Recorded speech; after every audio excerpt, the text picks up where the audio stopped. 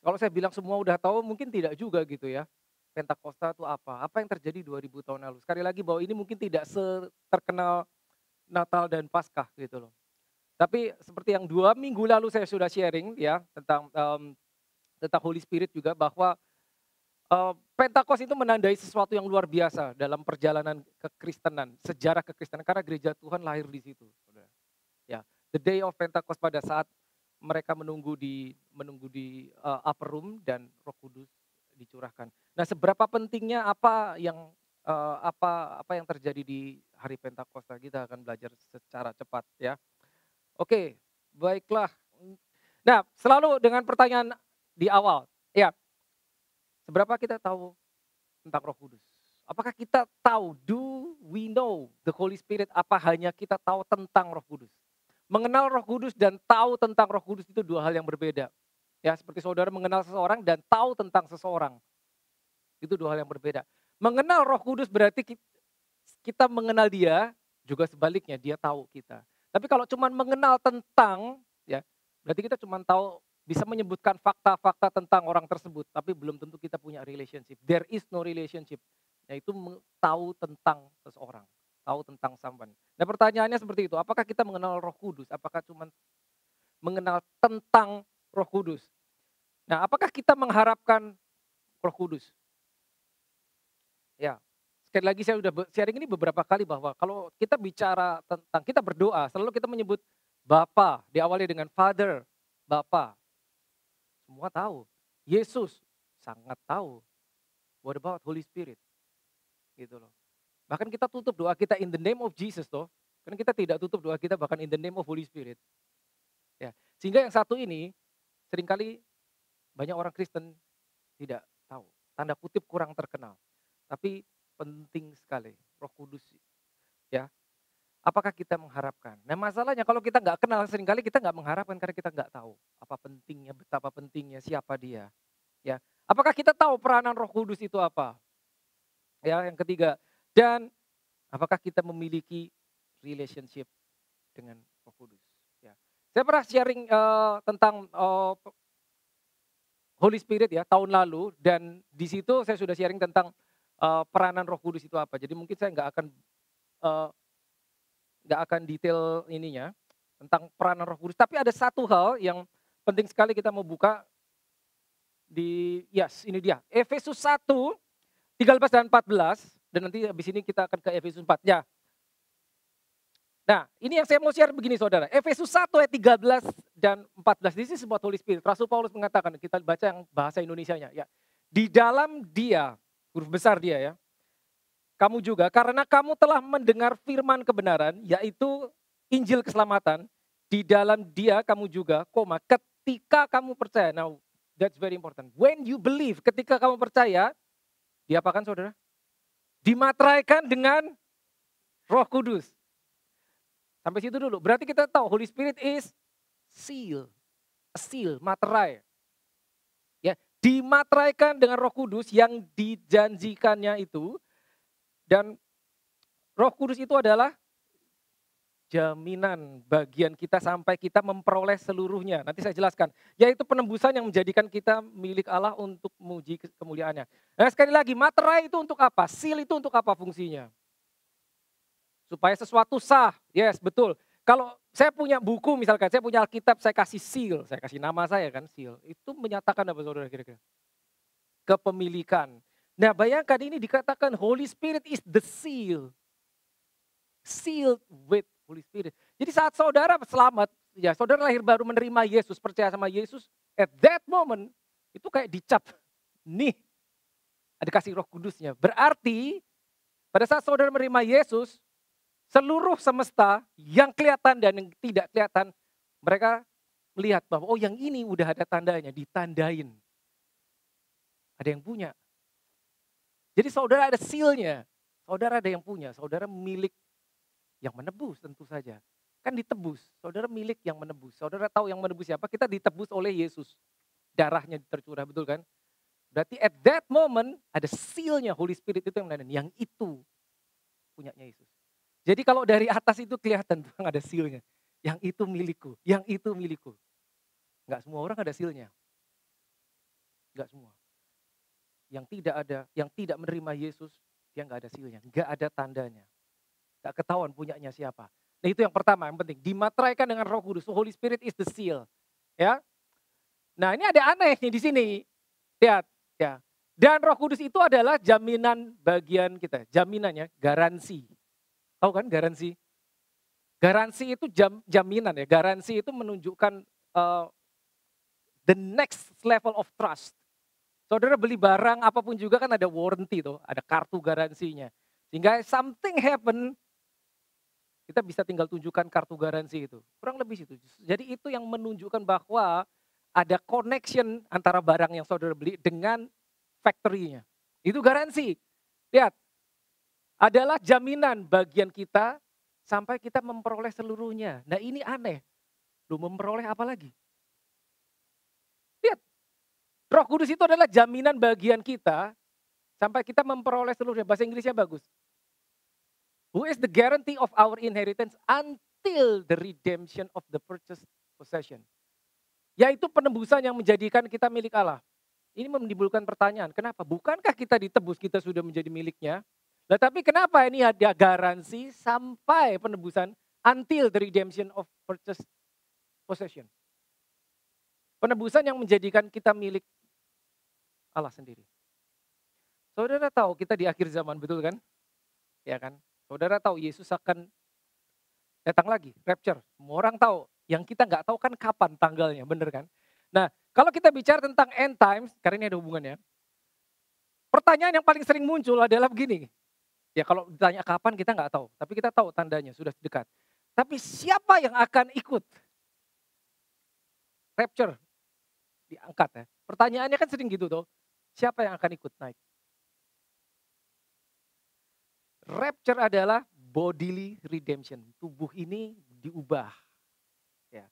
Karena kita roh, jiwa, dan tubuh. Kita menerima Tuhan Yesus sebagai Tuhan dan Juru Selamat. Roh kita, ya roh kita sudah selesai. Karena dimasukkan Roh Kudus ke dalamnya. Tapi jiwa dan tubuh kan belum. Makanya ini ada until the redemption. What redemption? Bodily redemption. Rapture itu tubuh kita selesai juga karena berubah mengenakan tubuh kemuliaan. Nah itu digaransi. Maksudnya apa? Begitu engkau ditandai, itu seperti garansi. Suatu saat tubuhmu pasti akan menjadi seperti Kristus Yesus. Nah itu menjawab kalau ditanya siapa yang akan naik? Yang ada sealnya. Yang ada tandanya. Yang ada materainya. What is the materai? What is the seal? Holy Spirit. Orang-orang yang ada tandanya itu yang akan dijemput. Now this is amazing. Itu yang pertama. Nah, ya. Nah yang kedua adalah ini Efesus 4:30. Ya tadi Efesus 1. Nah sekarang Efesus 4:30. Nah menarik kali. Dan jangan kamu mendukakan Roh Kudus Allah. Stop dulu sampai situ. Berarti kalau ada kata, nah saudara baca Alkitab pada saat saudara menemukan jangan, berarti itu komen toh, perintah ya. Jangan, berarti bisa dilakukan. Tapi jangan. Jangan kamu mendukakan Roh Kudus Allah. Sekali lagi sama, yang telah memeteraikan kamu menjelang hari penyelamatan. Make sense toh, nyambung toh. Menjelang tuh kan belum toh. Makanya katanya menjelang. Ini dia. Padahal ini Rasul Paulus menulis ini setelah the cross, setelah Calvary, setelah salib. Ya. Dia sudah lahir baru. Tapi disebutkan lagi ada hari penyelamatan. So it's about bodily redemption. Penebusan tubuh. Kapan itu? Pada saat tubuh kita menjadi seperti tubuh kemuliaan Yesus. Ya, ini dia. Sealed for the day. Nah ini dari kalimat ini, you were sealed for the day of redemption, ini sudah menjawab pertanyaan siapa yang akan berangkat. Oke, so that is the Holy Spirit. Now, sekali lagi begini saudara. Ya saya harus ingatkan sekali lagi bahwa baptisan Roh Kudus ya, itu terjadi pada saat 2000 tahun lalu, the day of Pentecost, itu pada saat Roh Kudus turun diberikan atas para rasul dan that moment mereka dibaptis Roh Kudus. Ya saudara ingat ya, baptisan bukan cuma baptisan air, tapi ada baptism of Holy Spirit. Saya udah share ini 2 minggu lalu ya. Saya skip aja ini karena saya nggak ada waktu. Anyway. Nah, pertanyaan ini. Mengapa kita memerlukan Pentakost? Seberapa pentingnya? Nah, saya sering sampaikan ini ya. The purpose of salvation is not only to give us a ticket to heaven. Tujuan keselamatan bukan cuma memberikan kita tiket supaya kita masuk surga. Ya, fakta itu benar saudara, kita dikasih tiket supaya kita masuk surga. Tapi bukan cuma itu. Bukan cuma itu hanya satu bagian dari seluruh proses. Keselamatan itu kan redemption tuh. Redemption tuh kayak ditebus. Maksudnya adalah sesuatu, kalau kita menebus sesuatu itu berarti yang tadinya bukan menjadi milik kita karena kita tebus itu berpindah ke pemilikan menjadi milik kita. Itu namanya redemption, penebusan. Ya. Dan it's not free. Buat yang menebus tidak free. Buat yang ditebus buat kita, ya kita nggak bayar apa-apa. Tapi buat dia yang menebus, dia harus bayar sesuatu kan. Makanya dibilang ditebus. Now, kenapa tujuan keselamatan itu bukan cuma memberikan kita tiket masuk surga. Saudara selamat terima Tuhan Yesus, saudara kayak udah punya tiket, pokoknya saya masuk surga. Enten udah tinggal nunggu aja kipas-kipas. Belum selesai. Kenapa? Lihat. Jika, if it's just to give us the ticket to heaven, then God didn't have to send His Holy Spirit. Kalau cuma tujuan yang ngasih tiket doang, begitu Tuhan Yesus mati disalib dan dikubur, bangkit, selesai. Itu cukup. Gak perlu ngirim Roh Kudus. Tahu kenapa? Karena yang menyucikan itu darah Yesus. Dia mati mencurahkan darah, itu alat pembayarannya darah. Dibayar, darah Yesus tercurah, itu pindah ke pemilikan, sudah. Tanpa Roh Kudus dicurahkan itu udah pindah ke pemilikan karena darahnya sudah tercurah di salib. Nangkap ya maksudnya saudara? The payment, pembayaran itu pakai darah. Jadi begitu dia mencurahkan darah mati di salib, dia bilang it is finished, itu selesai. Maksudnya it is finished ya. Seperti seakan-akan Yesus bilang, oke, Holy Spirit now you can come. Karena mereka sudah aku kuduskan dengan darahku. Tapi sebetulnya sampai situ cukup kalau cuma ngasih tiket. Karena penebusan sebetulnya udah selesai, udah dibayar. Ya. So please follow me. Follow this carefully, udah dibayar. Jadi ini menunjukkan bahwa tujuan keselamatan bukan cuma ngasih kita tiket ke surga. Oke, kamu selamat, kamu suatu saat masuk surga. Belum selesai saudara. Tapi ini, the purpose of salvation is to bring back apa yang hilang pada saat manusia jatuh. Kita tahu yang hilang adalah image hilang. Keserupaan dan segambar dengan Bapa itu hilang. Ya ingat ya, Kejadian 1:26. Ya. Let us make man in our image and in our likeness. Serupa dan segambar. Itu kan hilang toh. Adam jatuh itu hilang. Nah itu dikembalikan. Ya, mengembalikannya, tahu pakai apa? Harus dikasih Holy Spirit-nya. Jadi tanpa Holy Spirit, image itu tidak akan kembali. Meskipun kita punya tiketnya, image Kristus Yesus itu nggak ada sama kita. Without the Holy Spirit tidak akan bisa mirip. Karena itu hilang. Itu sudah hilang. Untuk mengembalikannya makanya rohnya harus dimasukin lagi. Dibalikkan ke dalam manusia. Kapan itu? The day of Pentecost. Ya, sekali lagi, purpose of salvation is to bring back His image, His likeness. Nah ini, to make us like Jesus. Untuk membuat kita mirip sama Yesus. Nah this is amazing. The problem is banyak di antara kita terima Yesus selamat udah senang-senang. Bahkan kita nggak nyadar, hey engkau sekarang mirip sama Yesus. The moment kita selamat kita mirip sama Yesus karena kita dikasih Holy Spirit-nya. Sebelum kita selamat kita beda banget. Begitu kita selamat kita mirip Yesus. Makanya Rasul Paulus bisa mengatakan engkau sekarang representatif atau ambasador. Ya. To make us the ambassadors of the kingdom of God. Tanpa Holy Spirit itu nggak bisa. Nggak bisa saudara. Seberapapun kita sudah selamat, betul sudah selamat, udah punya tiket. Tapi tidak bisa menjadi perwakilan Kristus.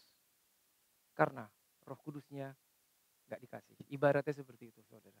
Ya. Jadi saudara tahu perbedaannya. Ya. Nah kenapa ini saya harus share seperti ini? Karena dengan mengetahui ini kita akan lebih menghargai ya bahwa kita ada Roh Kudus ya. Kalau kita nggak tahu, gini saudara, sesuatu yang kita punya, kalau kita tidak tahu value-nya, ya kita akan kurang menghargai, betul kan? Meskipun benda tersebut berharga sekalipun, dan kau punya itu, tapi kalau kita tidak menyadari harganya seberapa, kita memperlakukannya tidak seperti benda berharga. Hanya karena kita nggak tahu. Atau kita nggak sadar. Oh ternyata itu berharga. Harganya sih nggak berubah. Hanya sikap kita terhadap benda tersebut tidak semestinya. Karena kita nggak sadar itu harganya luar biasa. Demikian pula dengan Holy Spirit. Kalau kita tidak tahu kenapa Holy Spirit ada di dalam kita, kenapa itu harus diberikan, kenapa kita harus dibaptis dengan Roh Kudus, maka kita akan take it for granted. Sehingga kita bersikap, udahlah, saya sudah dibaptis air, cukup. Saya sudah punya tiket ke surga, cukup.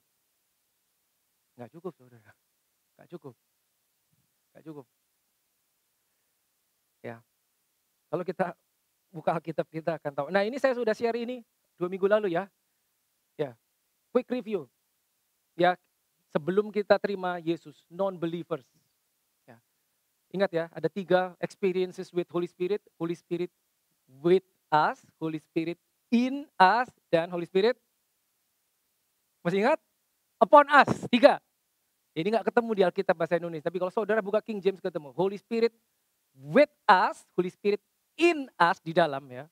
Sama Holy Spirit upon us, melingkupi. Bedanya Holy Spirit with us untuk membawa kita menjadi percaya Yesus. With us. Setelah percaya, Holy Spirit in us, lahir baru. Ya. Habis itu Holy Spirit upon us itu terjadinya di sini. Dilingkupi seluruhnya.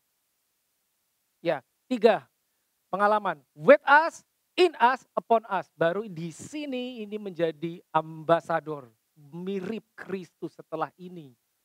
Oke. So Holy Spirit with us to bring you, untuk membawa kita. Holy Spirit in us to save you. Holy Spirit upon us to use you. Ingat ya, please don't forget this. This is crucial. Ya, saudara boleh lihat rekamannya 2 minggu lalu. Ya. Sehingga di sini ini kita baru komplit. Nah, tiketnya tadi itu dikasih di sini. Begitu lahir baru punya tiket gitu. Tapi sebelum dibaptis Roh Kudus ya, ini belum ada powernya, empowermentnya belum keluar. Saya jelaskan habis ini. Ya, gitu. Sehingga kalau belum ada empowermentnya, belum ada powernya, kayak belum ada mesinnya, bagaimana kita bisa menjadi saksi? That's the problem. Makanya saudara ingat murid-murid Yesus begitu mereka lahir baru, Yesus masih bilang kan, don't go anywhere, stay in the city of Jerusalem, jangan pergi-pergi until you are baptized. Maksudnya adalah jangan ngapa-ngapain dulu sampai kamu terima yang ini. Karena begitu kamu terima ini, kamu akan punya kuasa untuk melakukan ini. Oke? Now, apa yang terjadi 2000 tahun lalu?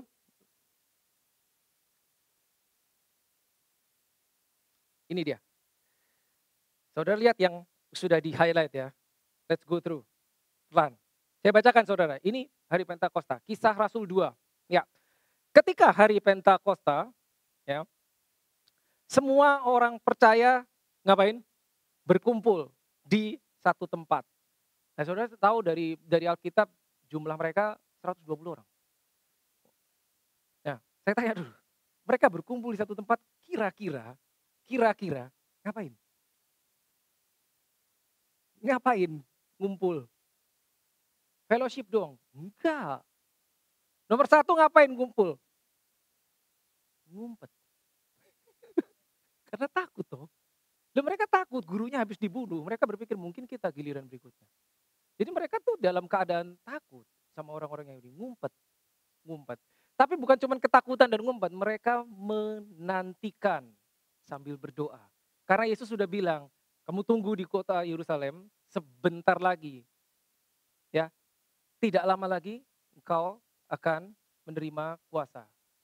Jadi mereka tahu tidak lama lagi. Cuman mereka nggak tahu tidak lamanya itu berapa lama. Jadi mau nggak mau mereka udah tungguin aja sampai yang dijanjikan datang. Makanya bunyinya seperti ini, berkumpul di satu tempat. Ayat 2, tiba-tiba turunlah dari langit suatu bunyi seperti tiupan angin keras. Keras ya saudara, ini bukan angin ya. Yang memenuhi seluruh rumah di mana mereka duduk. Oke. Ayat 3, dan tampaklah kepada mereka lidah-lidah seperti nyala api, bukan air. Fire. Kenapa fire? Api selalu berkaitan dengan power. Kalau saudara yang punya background engineering, saudara tahu biasanya kalau ada power tuh di dalamnya ada unsur api atau heat. Ya, mobil itu powernya karena di dalamnya ada pengapian. So fire itu berbicara tentang eh, kuasa, power. Seperti nyala api yang bertebaran dan hinggap pada mereka masing-masing. Watch this, kalau mereka jumlahnya 20 berarti nyala apinya ada berapa? 120 juga. Karena masing-masing dikatakan. Ayat 4. Now, watch this. Maka apa? Penuhlah. Saya punya botol air. Saya kasih ilustrasi, tapi sebentar saya minum dulu. Sekalian. Oke. Maka, apa saudara? Penuh. Pertanyaannya, sebelum itu penuh gak? Belum. Ini botol ada airnya toh. Saya tanya, penuh gak? Enggak. Kalau penuh, saudara bisa lihat kan? Penuh itu berarti dia sampai atas. Nah ini kalimatnya, maka penuhlah mereka dengan Roh Kudus. Nah sebentar, ini orang-orang 120 orang yang menunggu di kamar loteng atas selama Pentakosta, pada saat hari Pentakosta, ya, itu mereka adalah orang-orang percaya. Jadi mereka sudah, mana tadi? Gak jalan lagi. That's okay. Mereka adalah orang-orang percaya. Udah percaya Yesus, makanya mereka nungguin. Mereka sudah orang percaya, bukan non-believers, mereka sudah percaya. Nah itu dia, mereka udah udah lahir baru. Nunggu apa? Nunggu ini. Jadi dengan kata lain, yang ngumpul ini mereka udah punya tiket. Udah punya tiket. Nah, ini ilustrasi ya. Maka penuhlah. Menarik sekali kata ini. Penuhlah. Ya, di situ mengindikasikan bahwa sebelum momen tersebut belum penuh. Maka penuhlah mereka dengan Roh Kudus. Akibatnya ini dia. Mereka mulai, nah ini, berkata-kata dalam bahasa lain. Ya, bahasa Inggrisnya bagus. They began to speak. Seperti yang diberikan roh itu kepada mereka untuk mengatakannya. Ayat 5, waktu itu di Yerusalem diam orang-orang Yahudi. Ya, orang-orang Yahudi yang saleh dari segala bangsa di bawah kolong langit. Ketika turun bunyi itu berkerumunlah orang banyak. Karena tadi keras, bunyinya keras, jadi begitu itu terjadi, orang-orang satu kota berkumpul. Mereka ingin cari itu. Mereka bingung karena mereka masing-masing mendengar rasul-rasul itu berkata-kata dalam bahasa mereka sendiri. Nah, begini saudara. The moment baptisan Roh Kudus itu turun, maka the first sign, tanda pertama adalah bahasa roh. Berbahasa roh. Nah, ini yang sering kita nggak paham. Kenapa saya kasih yang warna merah? They began to speak. Lalu mereka mulai berkata-kata. Saya tanya, yang berkata siapa? Look. Lalu siapa yang berkata? Mereka toh. Orang yang berkata-kata. Tapi yang memberikan perkataannya, look, Holy Spirit. That is the first moment pada saat seorang dibaptis Roh Kudus dan berbahasa roh. Sering ada pertanyaan, kok saya tidak bisa, nggak ada bahasa rohnya nggak keluar, kurang lebih seperti itu. Karena menunggu Roh Kudus yang berkata-kata. No, look, siapa yang berkata? Mereka mulai berkata-kata. They began to speak. Maksudnya apa? Kita harus activate lidah kita. Ini harus dibuka untuk mengeluarkan kalimat. Then Roh Kudus memberikan perkataannya. Tapi kita harus activate. Kalau kita kunci mulut kita, nggak keluar. Itu dia. Nah, saya nggak tahu, mungkin ada beberapa saudara yang belum baptisan Roh Kudus. Saudara belum berbahasa roh. Now you know bahwa itu harus aktif. Kita yang mengaktifkan mulut kita. Kita yang mengaktifkan lidah kita. Ya, seperti itu. Saya rasanya nggak akan lama ya. Nanti kita akan saya akan undang saudara to receive the anointing. Now, saya skip yang ini. Nah ini dia. Ya, tahun lalu saya pernah share ini. Dua hal ya, pengalaman tadi. Lahir baru dan baptisan Roh Kudus itu bukan dua hal yang sama. Perhatikan baik-baik. Nah, ada di Yohanes 1 ayat 12. Tetapi semua orang yang menerima Yesus diberinya kuasa. Kuasa di sini bahasa aslinya exousia. Supaya menjadi anak-anak Allah, yaitu mereka yang percaya dalam namanya. Nah, arti kata kuasa ini adalah authority atau otoritas. Nah, habis itu kalau kita lompat ke Kisah 1 ayat 8, ini adalah tentang baptisan Roh Kudus. Yang Yohanes 1 ayat 12 ini bicara tentang lahir baru. Kisah 1 ayat 8 ini tentang baptisan Roh Kudus. Bunyinya seperti ini. Tetapi kamu akan menerima kuasa. Nah, ini sama toh, kuasa ini juga, tapi bahasa aslinya beda ternyata. Yang dipakai ini exousia, di sini dunamis. Kamu akan menerima kuasa kalau, bahasa Indonesia dibilang kalau, sebetulnya bukan kalau, karena bahasa aslinya when. Ya, saat Roh Kudus turun ke atas kamu dan kamu akibatnya apa? Akan menjadi saksiku di Yerusalem, di Yudea, Samaria dan sampai ke ujung bumi. Nah, ini jelas sekali. Kamu akan menjadi saksi.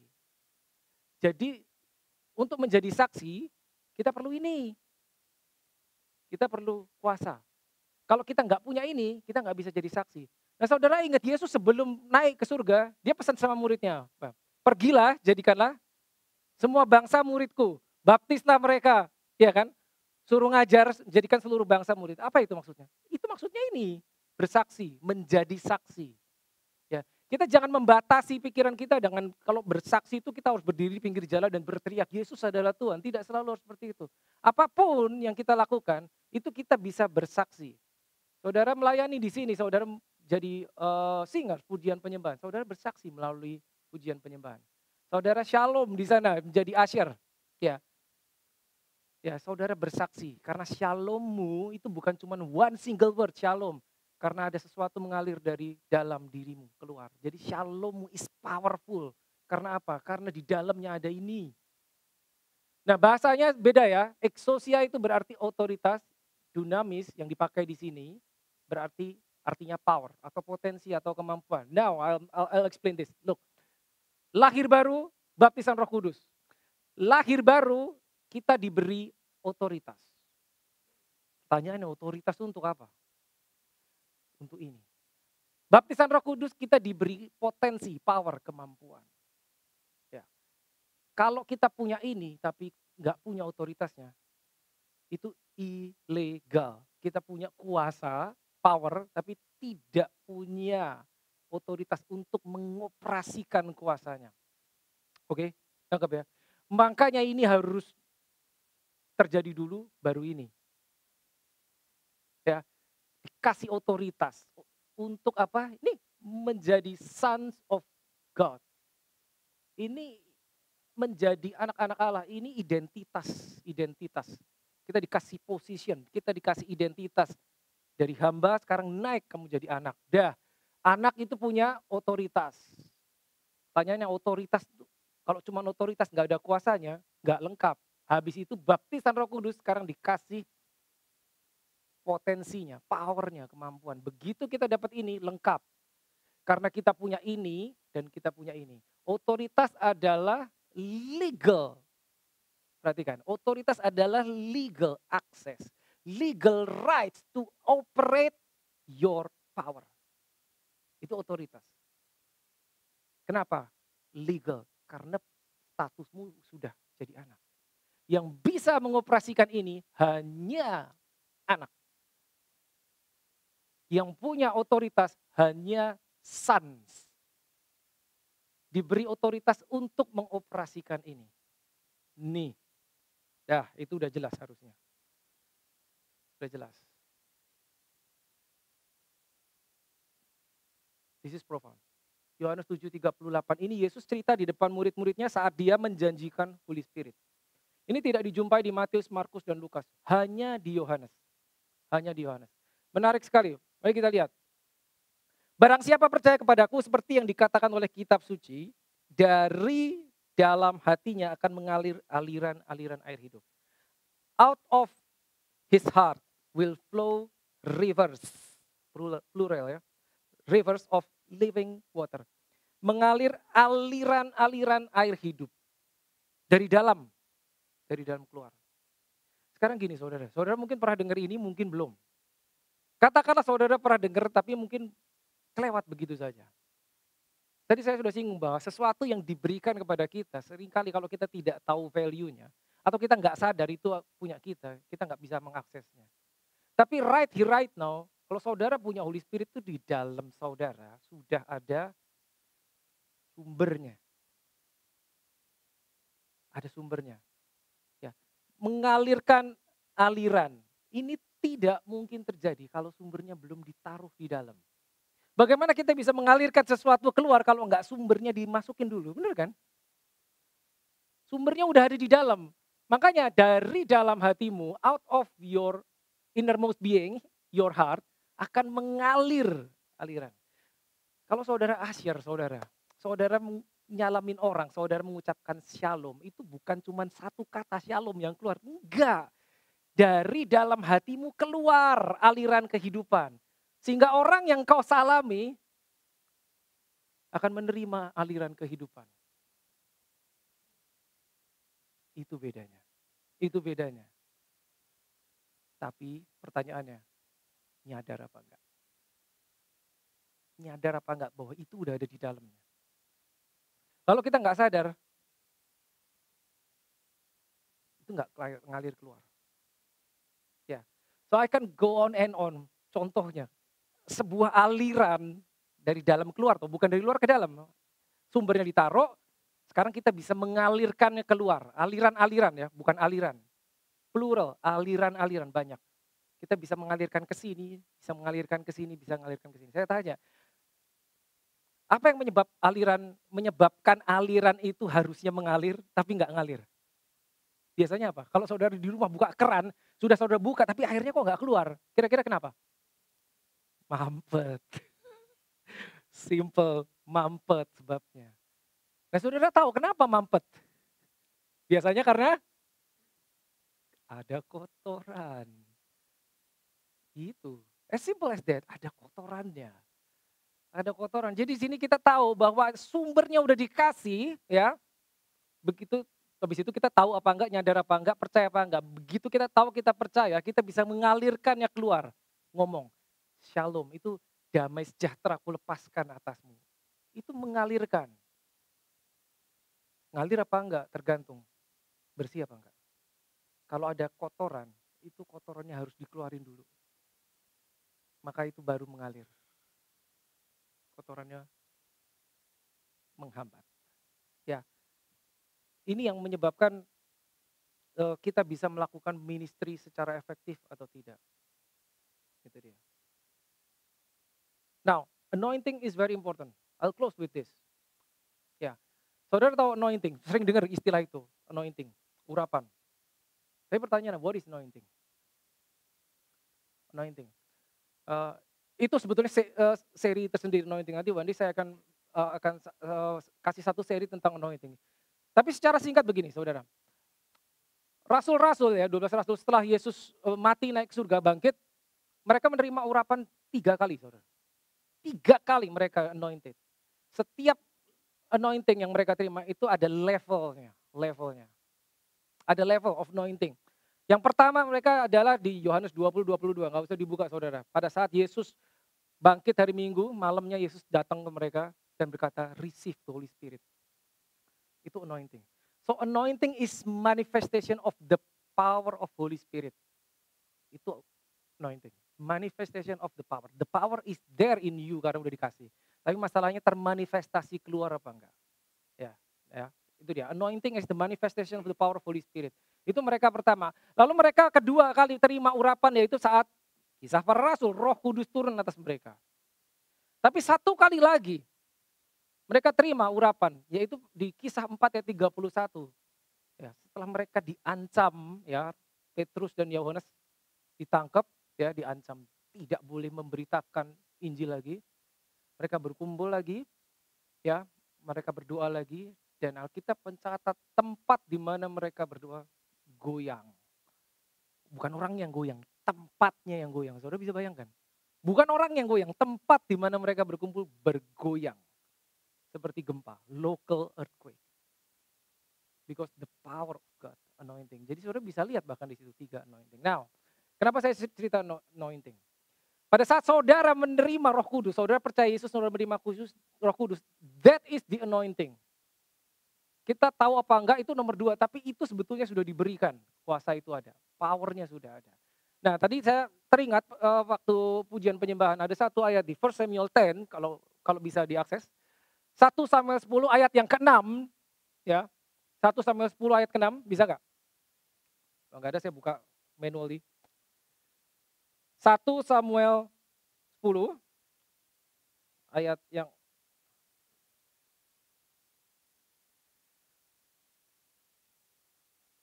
nah itu bisa. Nah itu dia. Ini nggak tahu kebaca nggak di belakang? Terlalu kecil ya? Bisa di zoom in? Ya, nggak bisa? Oke ya udah nggak apa-apa. Ya 1 Samuel saya bacakan. 1 Samuel 10 ayat 6. Oke. Ya ini bahasa Indonesia. Nah itu dia. Oke. Ya maka naikin dikit boleh? Go up. Roh Tuhan akan berkuasa atasmu. Mana tadi? Oh ini hilang. Turun. Ini kisah tentang waktu Saul mau ditabiskan jadi malah hilang.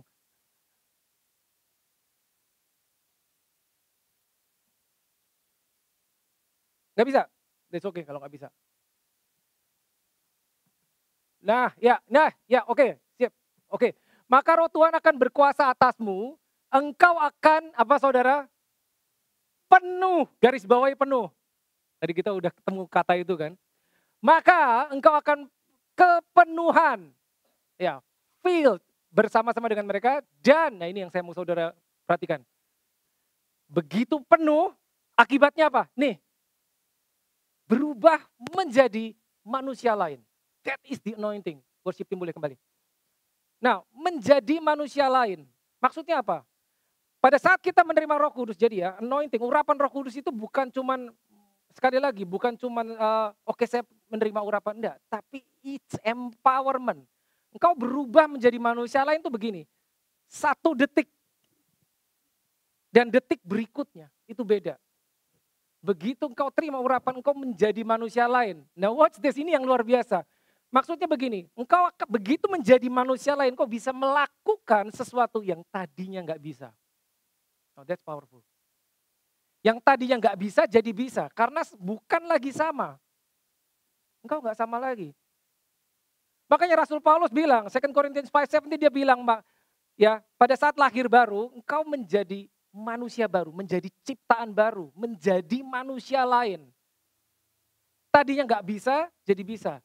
Nah, mungkin ada yang berpikir gini, oke saya tidak terlibat dalam pelayanan.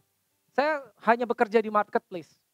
Do I need the anointing of Holy Spirit? Apa saya perlu urapan Roh Kudus? Apa saya perlu baptisan Roh Kudus? Saya tidak melayani di gereja. Jawabannya yes, perlu. Karena Roh Kudus akan menyingkapkan hal-hal yang tersembunyi. Bukan cuma di gereja, bukan. Dimanapun, apapun pekerjaan saudara. When the anointing hits you, at that moment tiba-tiba saudara bisa tahu sesuatu yang saudara nggak tahu. Tiba-tiba saudara bisa melakukan sesuatu yang tadinya nggak bisa. Segitu powerfulnya. Itu ayat 6, kalau masih ada, drop down ke ayat 9-nya. 1 Samuel 10 yang 9-nya. Nah ini dia. Sedang ia berpaling untuk pergi meninggalkan Samuel, ini Saul, maka Allah mengubah hatinya menjadi lain. Hatimu menjadi lain. Enggak sama lagi, berbeda. Ya, tadi kita tahu bahwa itu diubah menjadi manusia lain, tapi ini hatinya menjadi lain. Menjadi lain. Menjadi lain. Tidak mungkin tanpa Holy Spirit. Jadi apapun, dimanapun kita, posisi kita apapun sebagai apa, tidak terbatas hanya pada saat kita melayani di gereja, di marketplace, apapun pekerjaan saudara. pada saat di situ ada Holy Spirit, itu beda. Itu beda banget, beda banget, beda banget. Tapi nyadar apa enggak? Nyadar enggak? Makanya understanding itu penting sekali.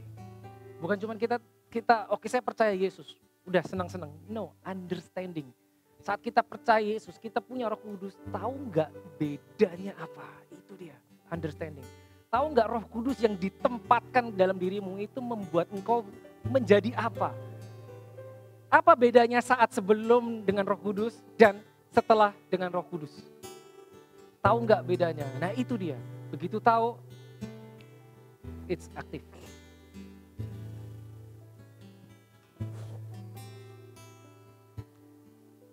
Baik saudara, bagi saudara yang belum menerima baptisan Roh Kudus, satu hal yang saya harus sampaikan. Saya akan undang saudara to receive the baptism of Holy Spirit. So I believe dari yang barusan kita pelajari, saudara punya satu level understanding yang baru. Ya. Saudara punya level understanding yang baru. Tapi yang penting, jangan takut, jangan malu.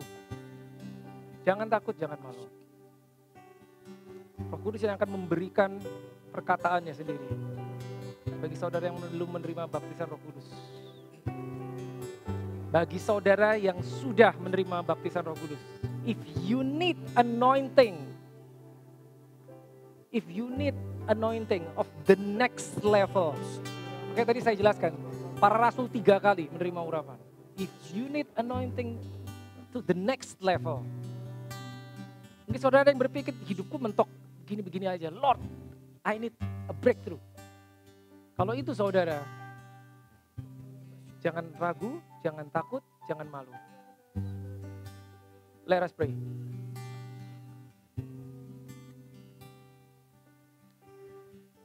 Thank you, Jesus.